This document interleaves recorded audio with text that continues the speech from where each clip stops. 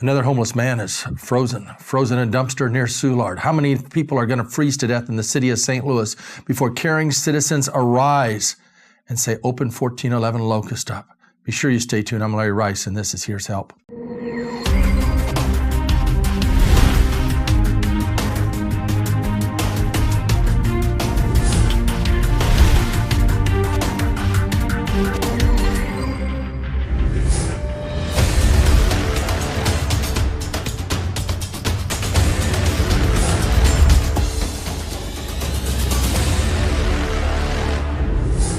The building that many thousands of dollars worth of work have been done stands empty simply because rich folks in condominiums don't want the homeless in the neighborhood.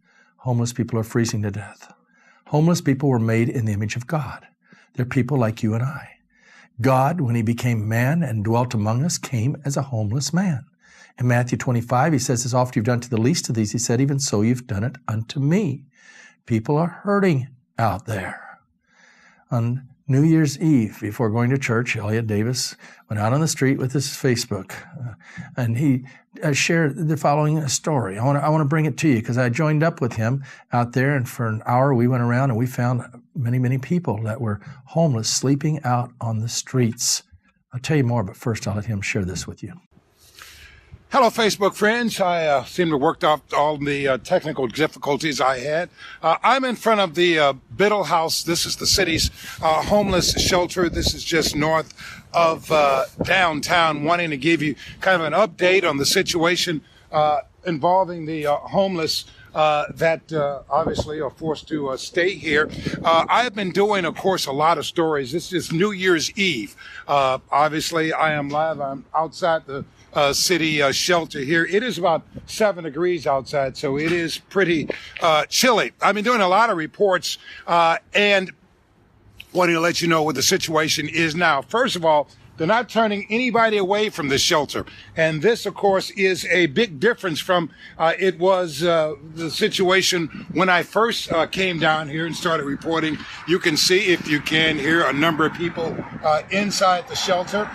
They have expanded the number of people who can be in here so that they don't have to turn anyone away. And as you might expect, with the temperature being 7 degrees out here, being inside is great no matter what the sleeping accommodations you have. Before this, the last time was the day before Christmas Eve. That was the last time people here, some were forced to sleep on the sidewalks, and so you can look across the street on the sidewalks. Now, you don't see anybody sleeping out here on the sidewalks. And before Christmas Eve, you also saw a number of people, and I showed you video and pictures of people sleeping on this lot across from Biddle House. No one is sleeping out here now. That's because all the people are being admitted because of the low temperatures. They started, I think it was Christmas Eve when I was out here, and they were not turning anyone away then. It was about 23 degrees, I think it was, out here then. And so they were not turning anybody away at that point. Everybody was being admitted. And that is the situation now. And I think a number of people will head out looking for homeless people to bring back here. No one being turned away here at the homeless shelter, city's Biddle House. And apparently they have a few search teams that are kind of going out and also looking for people who may be in need, who may need to be brought back in here at the Biddle House. With me now is Reverend Larry Rice. He is the owner of New Life Evangelistic Center that had been here for some more than 40 years, was shut down by the city. You look at nights like tonight, 7 degrees outside. They're frantically trying to get homeless, I guess, into warm places. How are we at a disadvantage because the city shut down New Life? Anybody could have walked in here, and it's totally immoral that we have a building like this that's totally set up. We have beds in it, we got heat in it, and it's here just because the rich folks in the lofts over there and the guy that owns a parking lot over here don't want those kind of people in the neighborhood. They were here first. These are human beings. They shouldn't be left out on the streets like this to second guess. Will Biddle House be open? Will it be closed? Are they going to let me in? Won't they let me in? So people shouldn't have to live this way. Right now, I guess they're letting all the people in Biddle House. Is that what's going on? let them Or in there, do but we know? the big question we have is, and they don't want anybody from the outside to really see what's going on. They can have it, about 90 people. Bear in mind, they're like one story. We're 5-story here. We'd find room for anybody at any time. So if they're packing them all in there, what do they have? 200 people packed in a place set up for 90 people? That's wrong. That's a fire hazard. So, what we're trying to do is get this place But back obviously open they're here. trying to get, it's 7 degrees. So Yes. they're trying to get people inside, Definitely. out of the cold. And I'm so glad you that- have to make an exception, obviously, on nights. Obviously, tonight. like that, yes, and they are, and I'm thankful because I've had a couple of churches that are starting to open their doors and welcome people in. But it's bitter cold out there, and the homeless have questions because they just can't walk in. What we need is a walk-in shelter like we had at this place here, which we don't have in St. Louis. Aren't people able to walk in Biddle House tonight? Tonight they can. I understand when it's under 20 degrees they can do that. When it's over 20 degrees they can't do that, and they're left out on the streets en masse. You're saying, and we talked to a number of homeless people who said it's a big disadvantage, and it has made it harder for the homeless since they shut down. We're standing in front of New Life Evangelistic Center right now. It's shut down. It's shuttered. You're saying a big disadvantage since they shut down New Life under the Slay administration. Yeah, definitely it is, and we've already spent hundreds of thousands of dollars to try to respond to every need they have. Now they say they not only want us to get signatures to let people stay here at night, but get signatures in order for them to be able to shower here. And the problem with that is that you have to get them from people in this loft over here, and the loft is owned by people that don't want the homeless in the neighborhood, and they're not letting us go in and talk to the people. Catch-22. It is, but we're going to continue to keep fighting, and I'm adding new lawyers to the team. I'm going to see whether we've got to file another federal lawsuit. We've got to do something. We've got to get this building open back up. There's too many people suffering out there. Reverend Rice, thank you, sir. Thank you. Sister, right? Please bless her. Strengthen her, Almighty God. Father, let her know that you got a place for her in Jesus' name. Amen. She's asking God to take you out of this hell. Go to a better place. Have you thought, would you like? I'm going to try to open another building over in East St. Louis, over in Illinois, in Caseyville, in a couple weeks. If you want to get into that, you could. Please stop. Oh, that's just his Facebook. So it's okay. What's your first name again? Barbara. Hi, Barbara. You can come to our house on Michigan sometime. A training program off the streets, okay? What kind of program? It's a training program we have. You volunteer a few hours a day and get a place to stay. You got a business card? Yeah, you know who you are.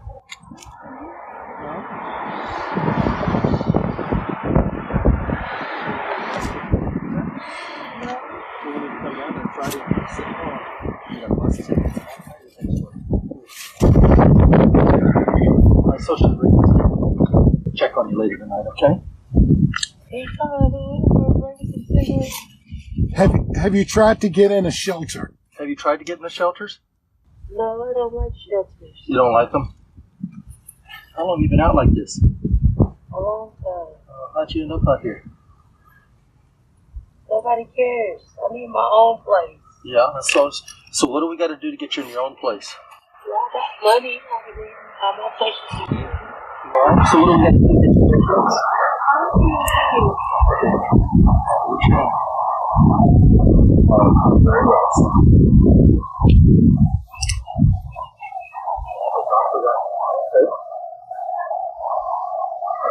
Are you right at this corner most of the time? I used to be at the church, but Did you? a lot of people were looking around there, so Are you going to be warm enough? Blankets. I'm poor. You need more blankets? It's just they think like this, so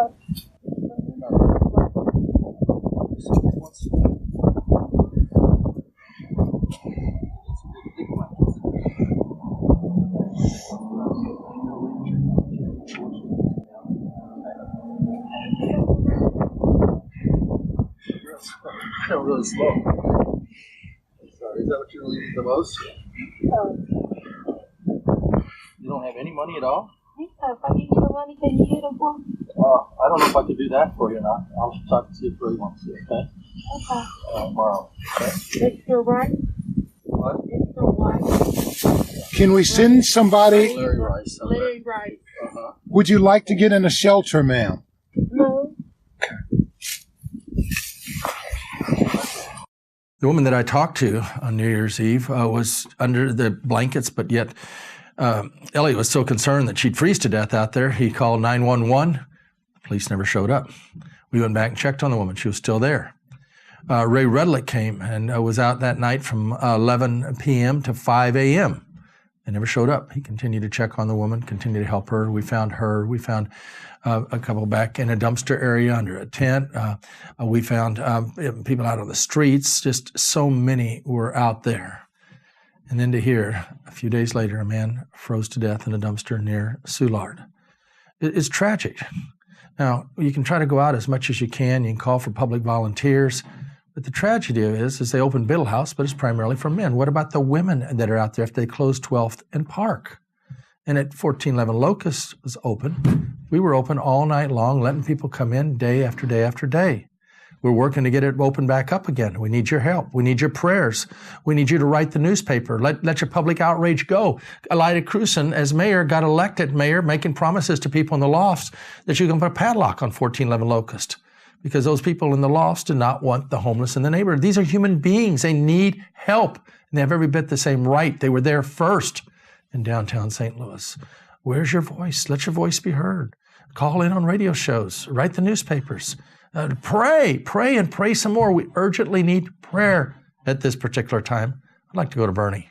Hello, I'm Bernie Hayes. My guest is Mr. Wally Furkan, who's always been a supporter of Reverend Larry Rice and the New Life Evangelistic Center. Wally Furkan, welcome. Thank you. You know, you've always supported, you've brought clothing to New Life, especially when we were downtown 1411 Locust Street, but now we're in Overland. And you continue to support us. Yes. Why? Well, the work that our Reverend Rice does, and I consider him a minister, and my minister also, it's tremendous work. So we have to support the right wherever we see it at, and I think that it's an honor for me, anything that I can do in supporting him with food, clothing, money, or whatever, I would bring it. And this is the new place, and I didn't know that was here, but now I know it's here. I'm coming out here too. That's great. Yes, yes. That's great. Wally, the situation in the city of St. Louis all the time gets pretty volatile. And a lot of folks don't know what it means to be an activist. You've been an activist for many, many years. In fact, the program director here, Kamal Dockett, you marched with his father, Richard Dockett. Yes, and marched with him. But you've also marched with Reverend Larry Rice. Yes. You've done that. Yes. What's your inspiration? Well, I'm a person that I believe in the right. I believe in God and doing what's right. And those persons who's in the forefront of that, I want to support them. I don't think you can be in the wrong when you're in the right. And I'm a person that believes that if you want to have success in your life, you have to be about right and support those people who are about right. And whatever you do that is good will come back to you, and whatever you do that is wrong is coming back to you. So I don't want the wrong to come on me. So I'm going to try to stay in the right. Right, do what's right, yes. How difficult is it for you to see homeless people, and what can you do about it? It's terrible, terrible.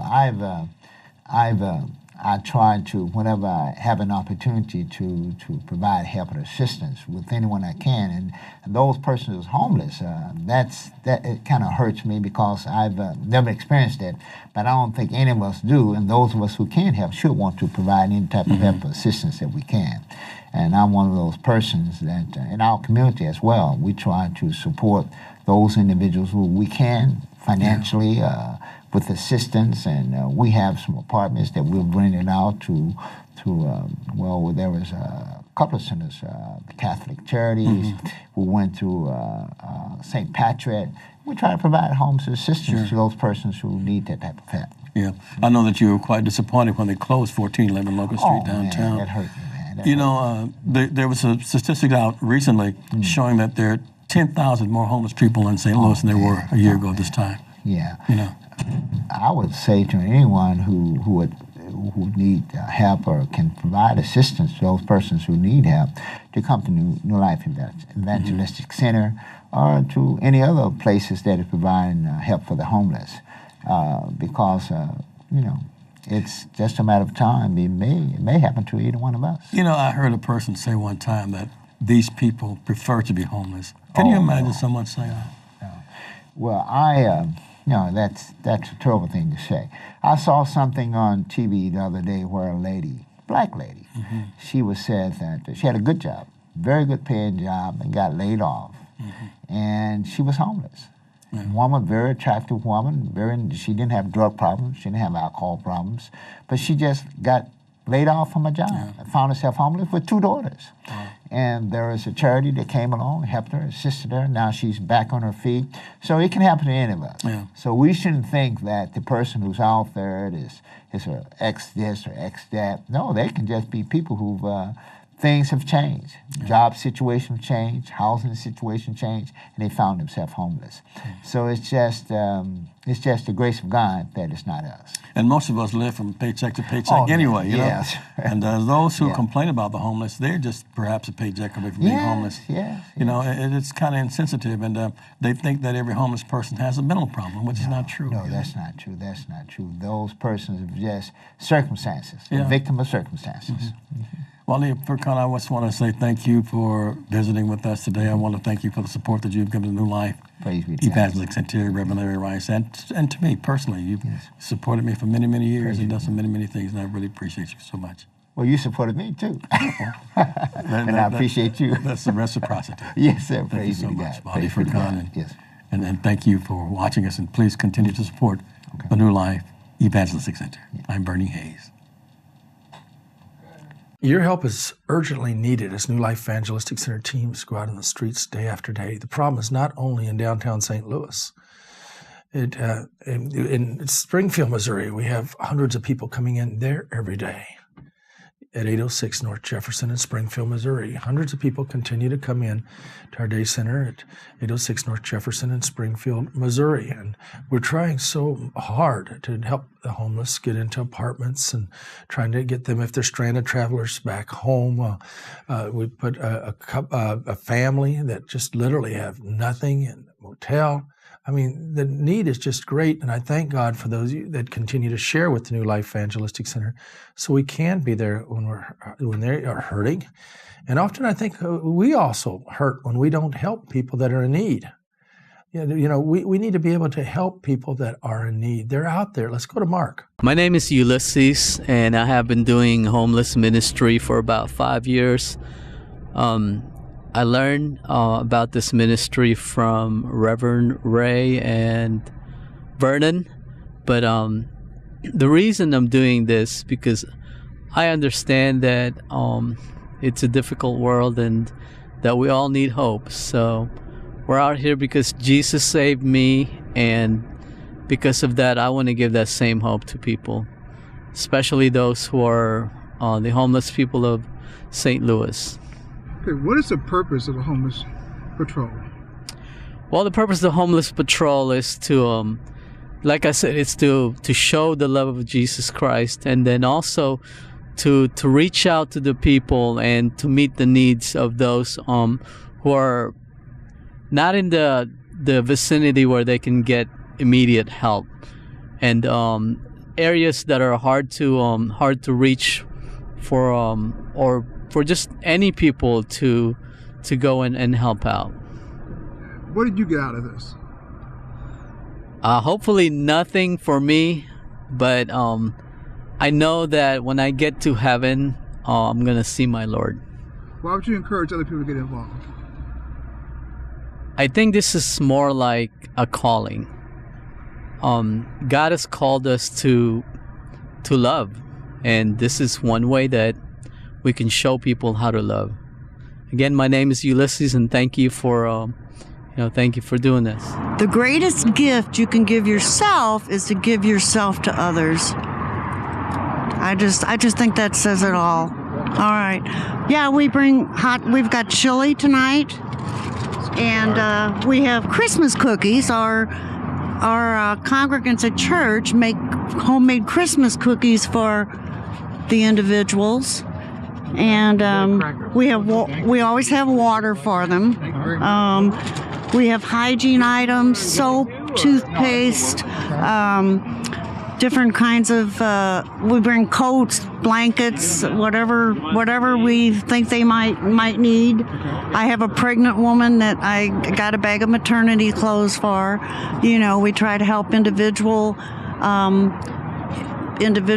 whenever we can. If there's something specific that they really need to have or something, we try to find it for them. So, and we're trying to find a home for them. We're trying to open a homeless shelter in Jefferson County. That's a big goal of ours, to try to open something where they'll have a place to stay. There's nothing in Jefferson County at all. And we have an organization called Haven of Hope that's trying to open a transition living center in Jefferson County. There are good people trying to open shelters. We're going to just have to do it. I mean, at what point do we just open up 1411 Locust? Well, we're going through the courts. We're doing everything we can. We're trying to abide by the law. And we're adding to our legal team. And now that they want to throw another obstacle out there and saying you got to go get signatures, not only to open up your shelter, but to give people showers, maybe another federal case. I don't know. But what makes it so difficult to go get signatures? Because the people next to 1411 Locust live in a great big loft, and the loft building is owned by the people that have 23 properties in the area, and they don't want the homeless out there, and they're doing everything they can to break down our efforts to serve the Lord. But we're serving a God that has told us and given us a job to do, and we're going to continue to pursue it. And we are, because of all of you that are praying for us at New Life Evangelistic Center and are getting directly involved. There are many people hurting. If you'd like to join us out on the streets, call us at 314-421-3020. That's 421-3020. Get involved now. Let your light so shine before men and women, they may see your good works and glorify our Father who's in heaven. I'm asking you to pray for us here at the New Life Evangelistic Center and let the light and love of Christ flow through you. Work with us. We need your help at this particular moment. I want to go now, as they're out on the streets and they're talking to Shane to kind of give you an idea from the street view. My name is Shane. Okay. And Shane, what does it mean for New Life to come out and help you? What it means for New Life to come out and help me is they come out and they help us not only with bus tickets and clothes and blankets and stuff, but they help us with just giving us warmth and giving us love and making sure we're taken care of. And that's what I really like about Larry Rice, because he's a good guy. And I appreciate all the stuff you guys do for us and take care of us. I'm just thankful for you guys. Okay. Why are you homeless right now? I'm homeless because of my kid's mother right now, actually. It didn't go so well. It went south to just a bad ordeal, and it ended me up on the streets. How do you think the city of St. Louis can help you? The city of St. Louis can help me by helping me find a job or helping me get into a program to get into housing or something. All that. Okay. Yeah. And how do you think Christians should be able to help you? Other Christian organizations besides New Life? They can help me with the same thing, getting a job, getting into the program, just helping me. Like I said, you guys help me with blankets and water and food, and I just appreciate you guys. The scripture is so clear as to what we're supposed to do. Jesus said, foxes have holes and birds have nests, but he, the Son of Man, had nowhere to lay his head. And he's told us that as often you've done to the least, these even so you've done to me. Christ is so clear on this. I want to go to Zaki Baruti as he talks to two ministers concerning this whole issue. This is Zaki Baruti, President General of the Universal African Peoples Organization. Here in studio with me are two gentlemen that's out in our community working to uplift people from the kind of poverty state and disrepair that many people are in. You know, Reverend Rice has had a homeless shelter for countless years that was closed down. What's your opinion on the closing of that? And, you know, just give me your thoughts around the work of trying to uplift homeless people. Yeah, one of the things that we must clearly acknowledge that there are more people now out on the streets as a result of Reverend Rice being closed. And the churches and the community and the crime rate, as well as other issues that polarize the community, are being experienced as a result of that closing. I would hope that those who are in authority would recognize that we must do something in the city of St. Louis and in St. Louis County to address the need of the homeless. And if not Reverend Rice, then who, when, where, and how? It has to happen. And we have a person who has done it for years in Reverend Rice and been successful. We need Reverend Rice within our communities. Okay, then. Please identify yourself. Yes. Forgive me I'm right sorry. off. I was just so excited to ask a question of you. Yes, I'm Reverend Kevin Kosh. I'm the pastor of the Beloved Community United Methodist Church. And you are, and share your thoughts. Reverend Ken McCoy, pastor of Progressive AME Zion Church. It was, it's just a tragedy that New Life was forced to close. I spent a lot of time in the streets, at least 3 nights a week, and in residential areas. We're seeing more homeless people, more folk who are drug addicted. And I want to say this, that there's nobody who's homeless or addicted to drugs who that was not their ambition in life to be a homeless drug addict. Right. And that these are our sons, our daughters, and that as a Christian, this is not a political issue. This is just what's right. And for years, Reverend Rice has led the way and has done what's right. That his work was, just a very, very clear example of loving your neighbor. It's amazing that we live in a country where people, for the sake of greed, will hurt people and step on people who are already hurting, who will disenfranchise people who are already disenfranchised.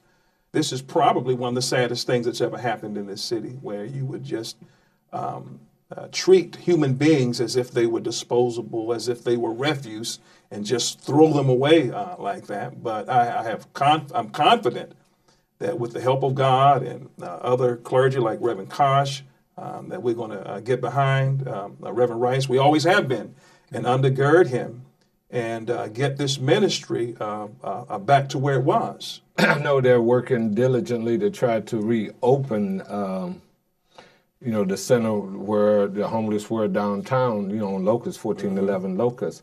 But I understand there's some roadblocks that's been put up in front of them to try to keep that from happening. So you want to address that again, or? When we were, our congregation, we were worshiping downtown at a hotel. We would take, about 125 sandwiches down there, and we would feed them in what they call Hobo Park. Mm-hmm. And we did that for a couple of years until law enforcement kind of ran us off. But it ran you off from feeding people. From feeding the people. Right.